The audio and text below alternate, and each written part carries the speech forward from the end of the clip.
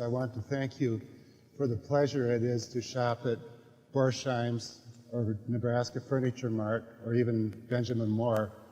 You have terrific people working there, and I've never been as satisfied with products as with what I bought at those firms.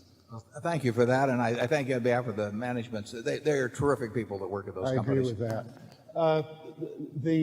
You've dropped quite a bit from the annual report. There must be some God-given decree that it be limited to 72 pages.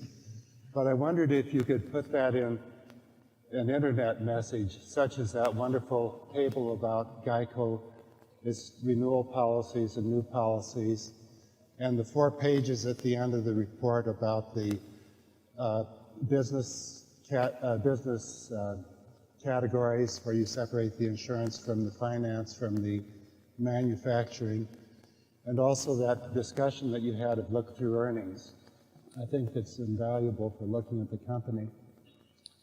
Okay, well, I appreciate the suggestions. And I have a third point. Oh, go ahead. But we do go through I don't know whether 72 pages is the magic number, or when I get to about 11,000 words, but occasionally, we do make an editorial decision.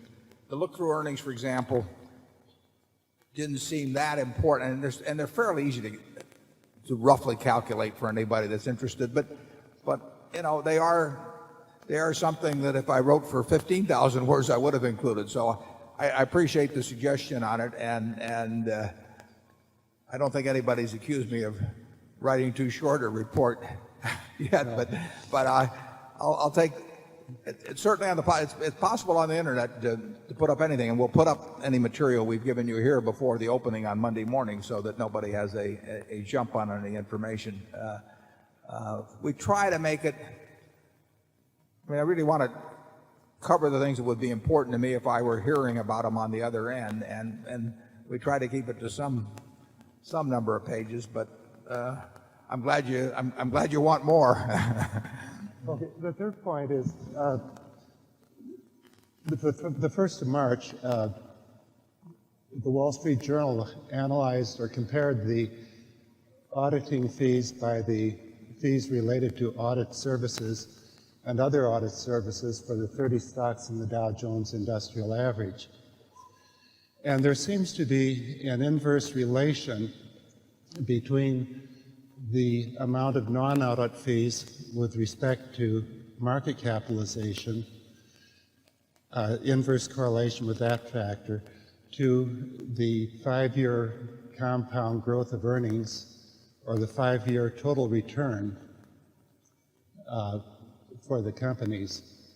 And for the companies with the lowest ratio of non-audit fees to market capitalization, the increase in earnings was 10% annually. The total return was 18% annually. For the total, it was 5.2% return annually on increase in earnings and 11% increase in total return. Is it because these non-audit fees are non-productive that it has this result, or is it a chance just a spurious fluctuation, or is there something to the relation? I don't know the answer to that, and I hadn't seen what you are referring to, but it doesn't totally surprise me, because we like places that care about expenses, and I've never. I think Jack Welch had something in his book about no company ever going broke from cutting expenses too rapidly. And when you see managements that are pretty lavish in what they toss around, I think on balance that group doesn't do as well for shareholders as the other. But I have no statistical way of proving that, and I don't know a way that I don't know how you would set up a sample that would really be valid in terms of one kind versus the other kind. But what you say doesn't shock me. We try to watch all expenses around Berkshire, and I think that at our subsidiaries, generally speaking, we have managers that are very, very good about that.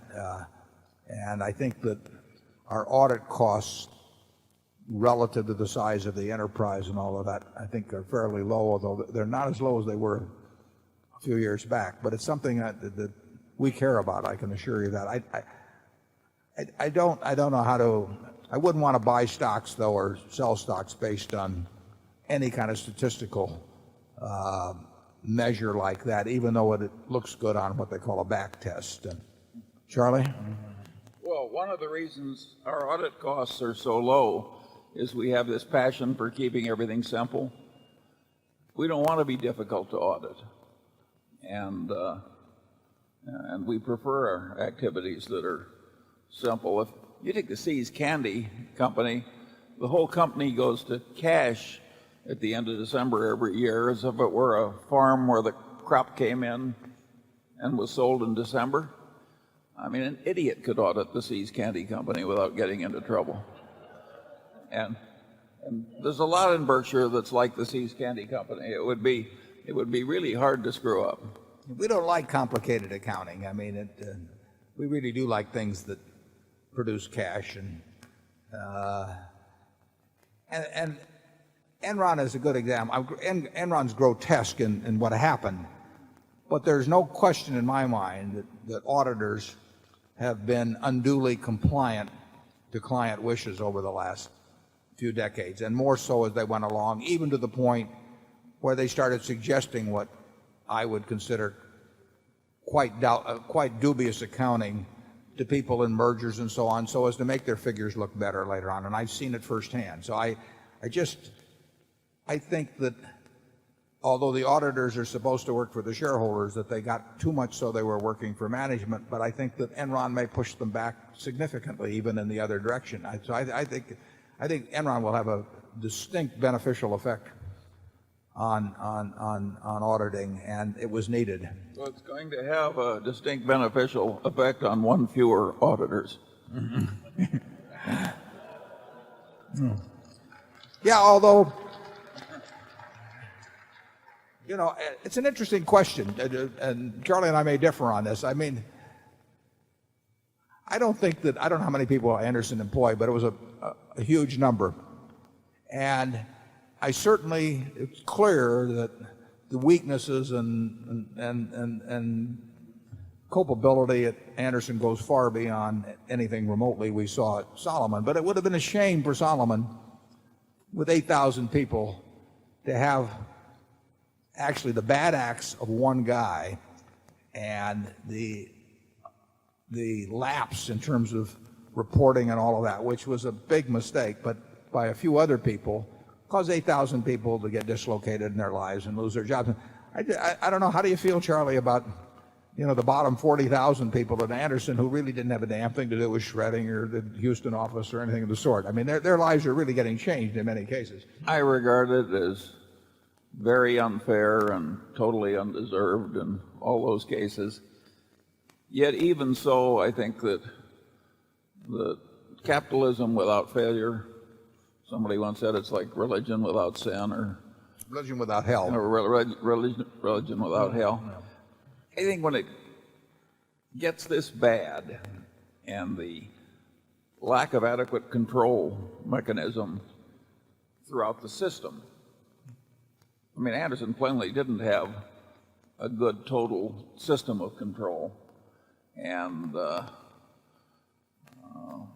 I think that it may be that capitalism should just accept this kind of unfairness in all these individual cases and let the firms go down.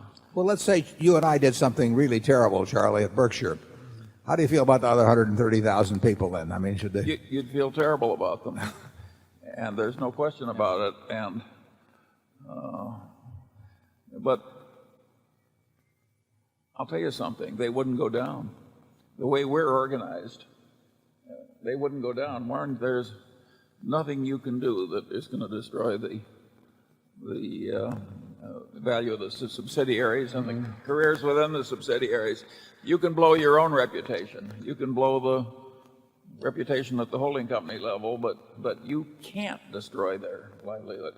That is a good Well, we could a mess good up. way to be organized. We could mess up their lives, though. I mean, if they lost their funding, or I mean, I agree with Not you about very their much. viability, but Anderson was particularly vulnerable, being a professional partnership. But maybe you should be extraordinarily careful if you're a professional partnership with what clients you take on and how far you go for them. The law firms that I admire most have fairly strict cultures of risk control. I think it's crazy in the kind of world we inhabit to operate in any other way.